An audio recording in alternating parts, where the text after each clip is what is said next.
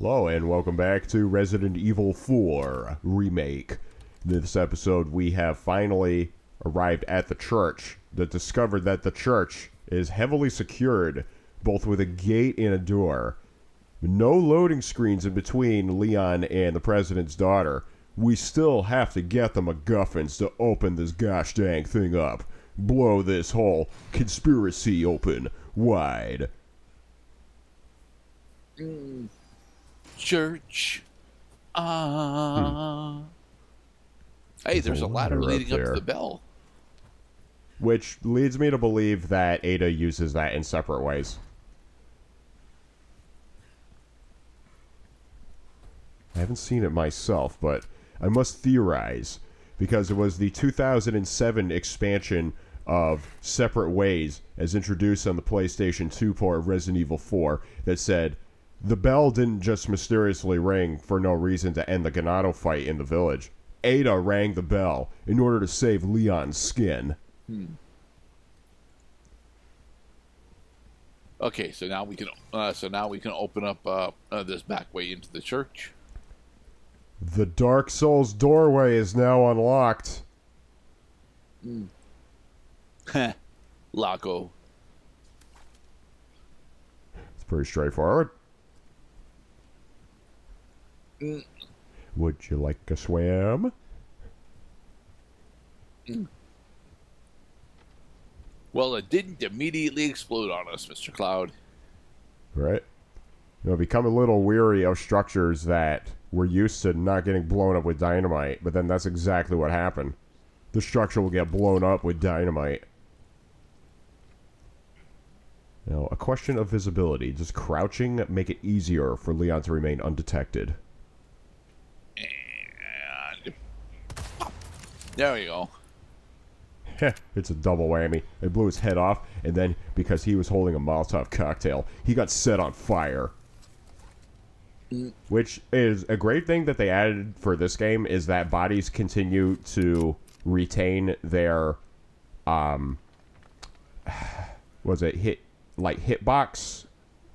system?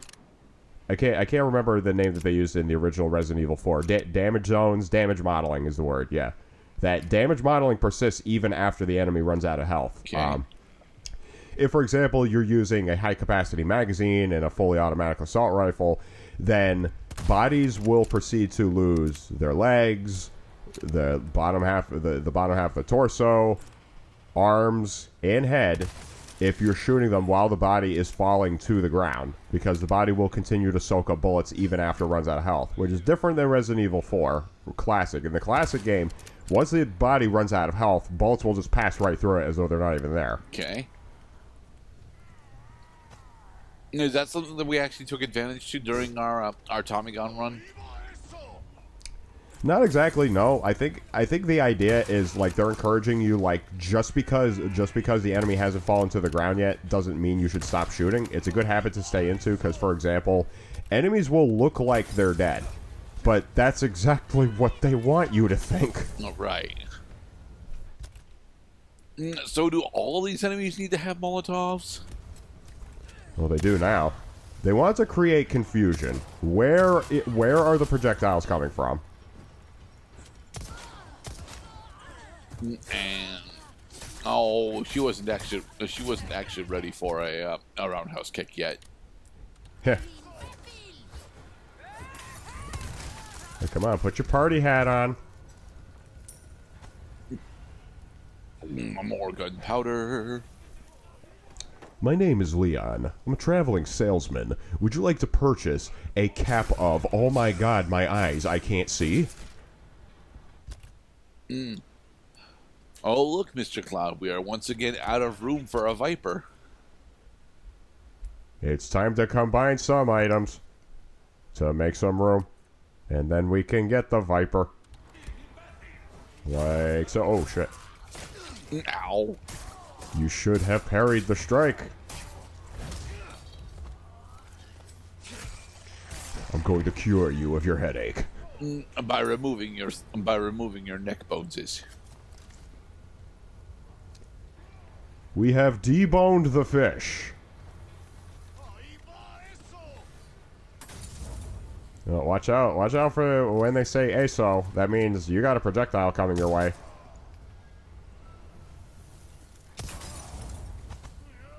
And I do like the clues that they continue to put in this game, because they did that deliberately in the classic game. Is Detrosity Imbecile. This a great way to get beginner players used to the idea, like, enemies are not just going to attack you from the front. They're going to be coming at you from all sides, and you have to be ready to do that good old quick turn so you can check your rear, or it's your ass. It's better to lob hand grenades at them. While also keeping up the thematic element that these are Spanish-speaking characters making fun of an American for whom Spanish is a second language.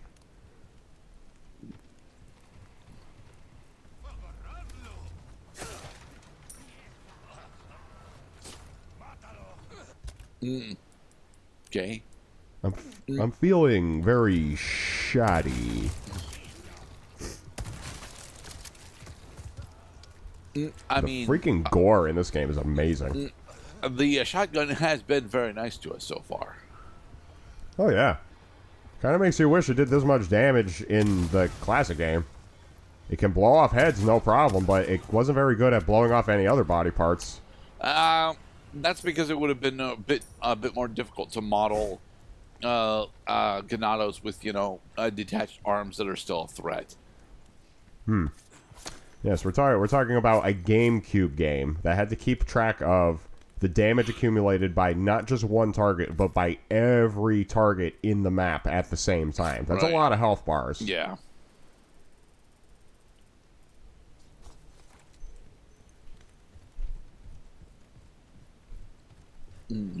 This area may look familiar outside the church, that there also be blue medallions hidden in this scene.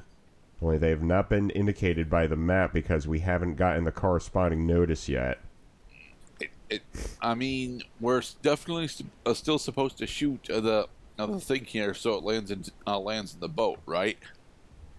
Yeah, just the thing is, though, is that what if it's one of those time-sensitive deals that if you don't get to the object on the ground in time, that it'll just disappear? But it's supposed to get into the boat. We're gonna. Yeah. You and I both know that we're gonna, eventually end up in the boat in order to go fight the Lago Monster. So. De Lago, El Monstro.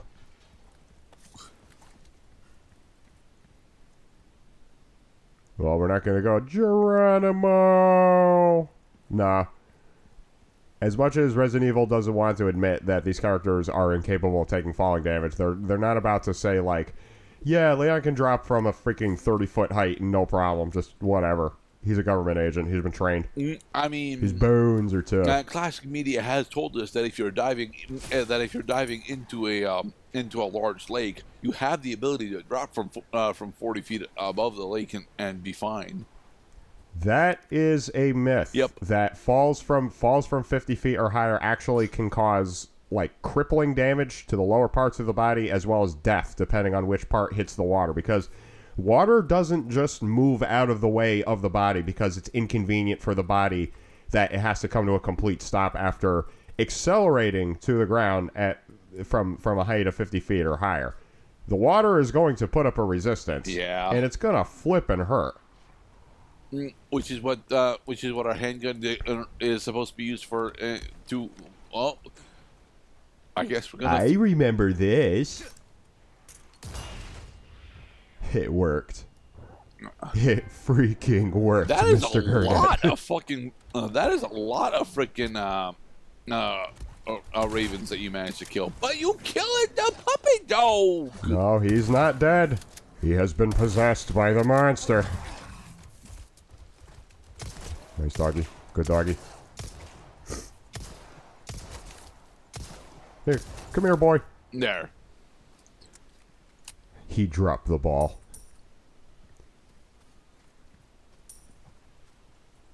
Alright, now, if memory serves me right, one of these freaking crows is going to drop a flash grenade. No, well, you got a sapphire, some handgun ammo, a gunpowder. And a hand grenade. And we're Very already quiet. at like 10 hand grenades, so we should actually be spinning them more. Yeah. How about Mr. Sleepyhead behind the door there? I bet he would love some grenades. Got an appetite for something explosive?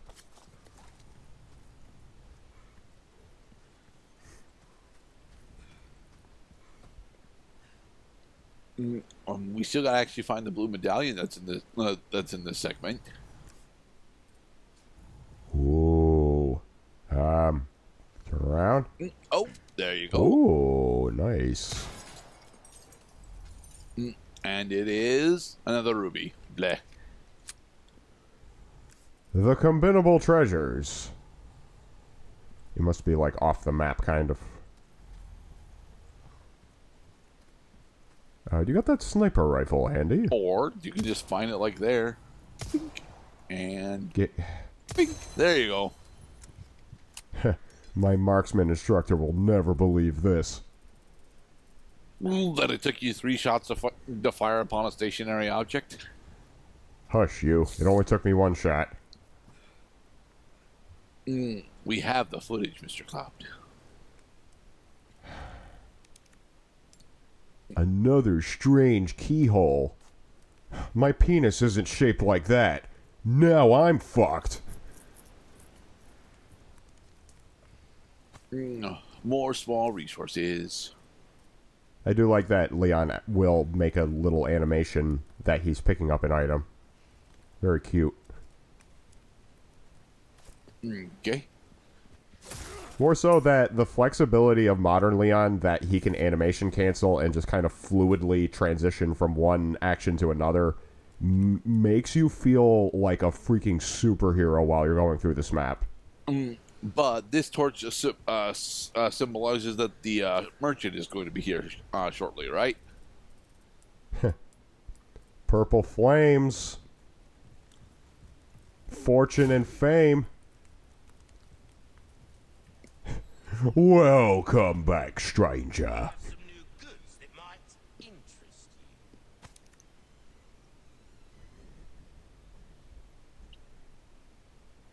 you. Ooh. So what is it, 80 or 90%? 50%. 50? Oh wait, all right. I mean, somewhere between 51 and 99%. I mean, we obviously So- don't have the cash to purchase the rocket launcher, but what we do have the cash for, Mr. Past Cloud, is we can attempt to get the case upgrade. Right, the case upgrade. So funny, weren't we just talking about making the right moves at the right time?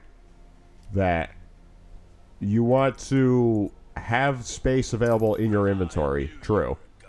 You want to have the right gun for the right situation.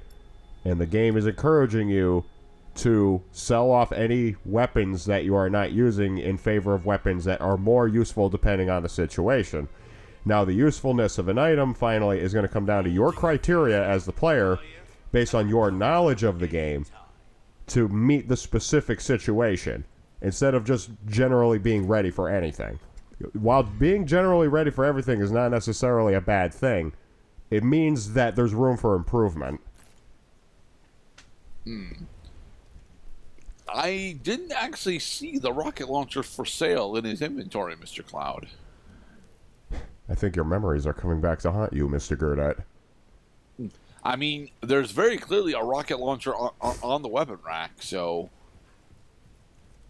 All right. Well, that's just for show, mate.